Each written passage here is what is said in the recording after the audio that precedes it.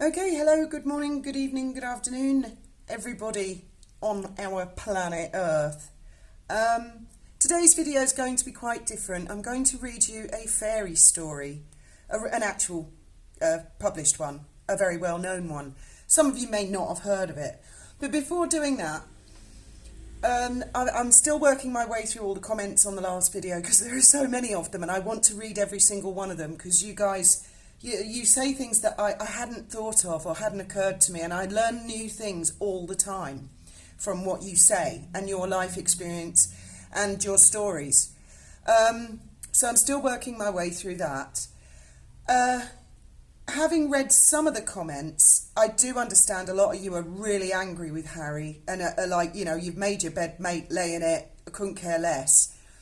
But what I would say to that is, try and think of how William would feel if Harry were to do anything drastic or harm himself in any way whatsoever.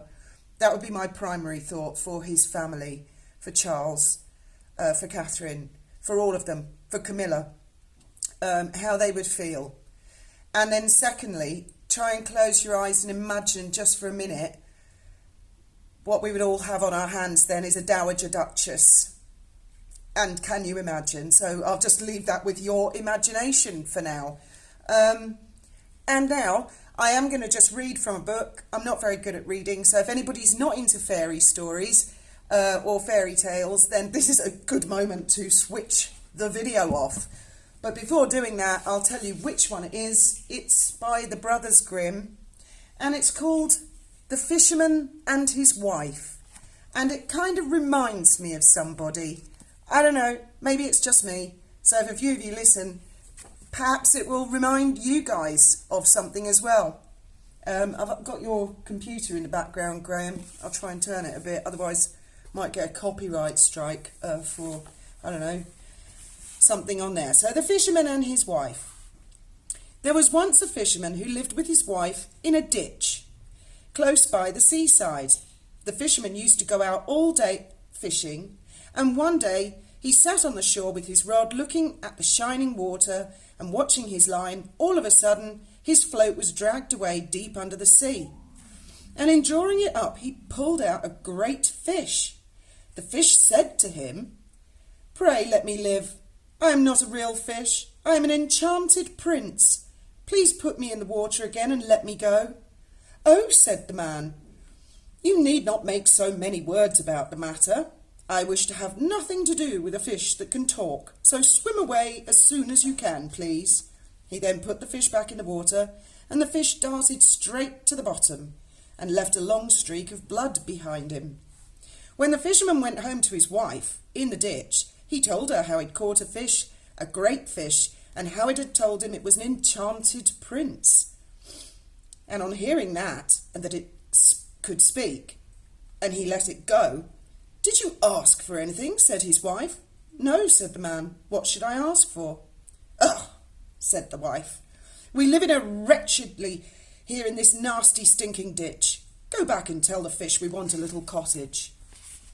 The fisherman did not much like the business. However, he went to the sea, and when he came there, the water looked all yellow and green.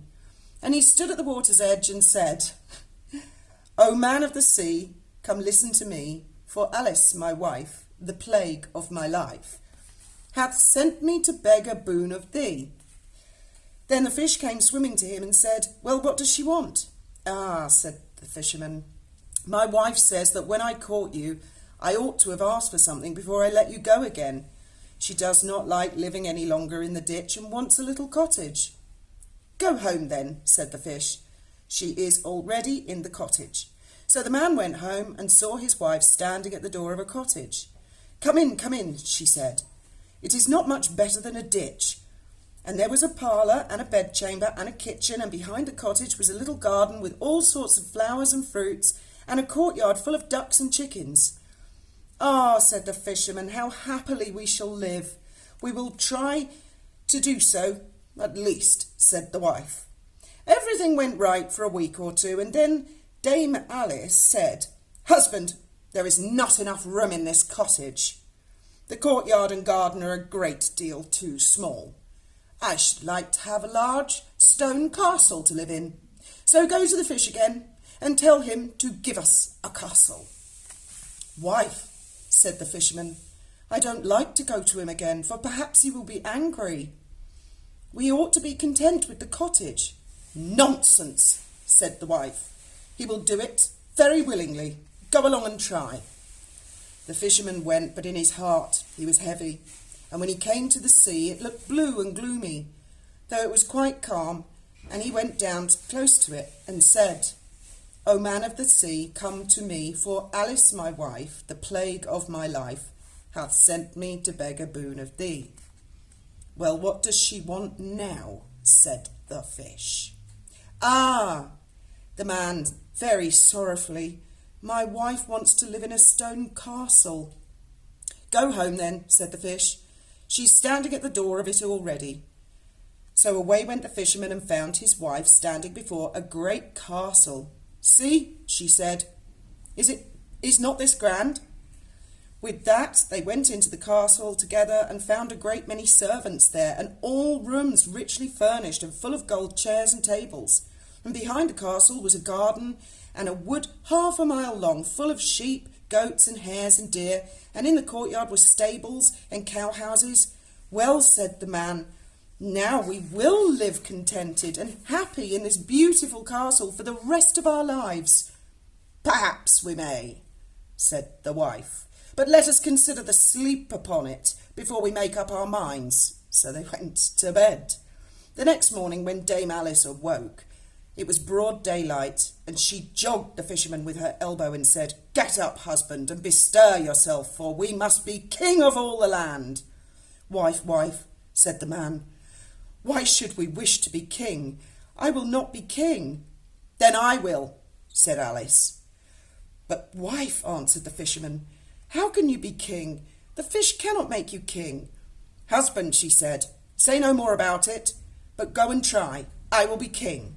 And so the man went away quite sorrowful, thinking that his wife should be king. The sea looked dark, grey colour, and was covered with foam as he cried out, "O man of the sea, come listen to me, for Alice my wife, the plague of my life, hath sent me to beg a boon of thee." "Well, what would she have now?" said the fish.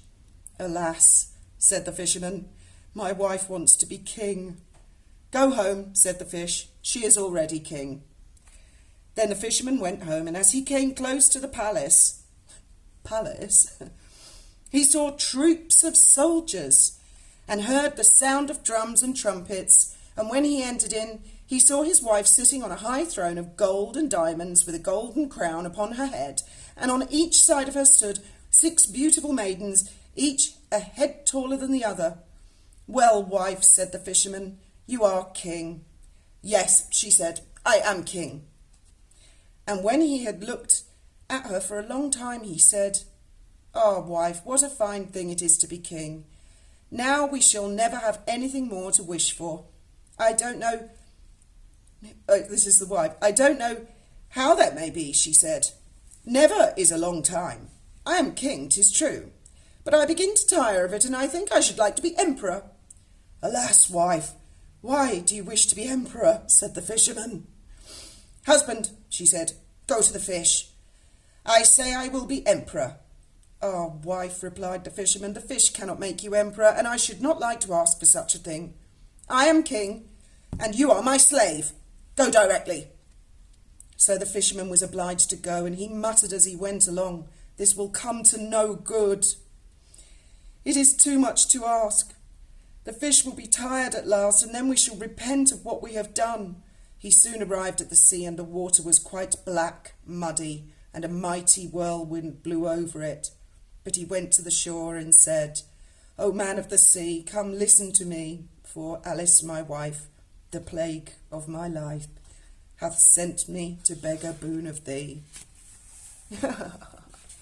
"What would she have now?" said the fish.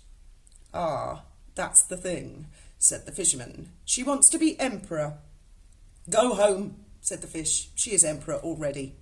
So he went home again, And he came near, and he saw his wife sitting on a very lofty throne made of solid gold, with a great crown on her head, and full 2 yards high, and on each side of her stood her guards and attendants in a row, each one smaller than the other, from the tallest giant down to the little dwarf, no bigger than my little finger. And before her stood princes and dukes and earls, and the fisherman went up to her and said, "Wife, are you emperor?" "Yes," she said, "I am emperor." "Ah," said the man as he gazed upon her, "what a fine thing it is to be emperor." "Husband," she said, "why should we stay being emperor? I will be pope." "Oh, wife, said he, "how can you be pope? There is but one pope in all of Christendom." "Husband," she said, "I will be pope this very day." "But," replied the husband, "the fish cannot make you pope."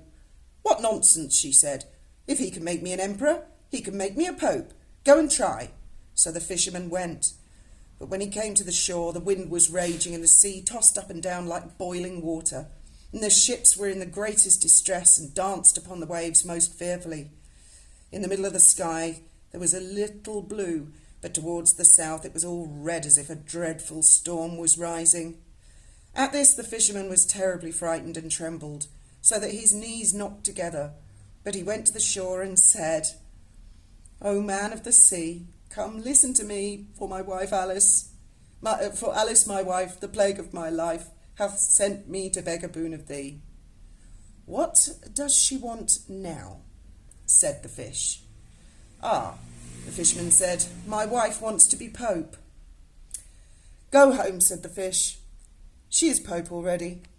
The fisherman then went home and found his wife sitting on a throne that was 2 miles high, and she had 3 great crowns on her head, and around stood all the pomp and power of the church, and on each side were 2 rows of burning lights of all sizes, the greatest large as the highest, biggest tower in the world, and the least no larger than a small rushlight.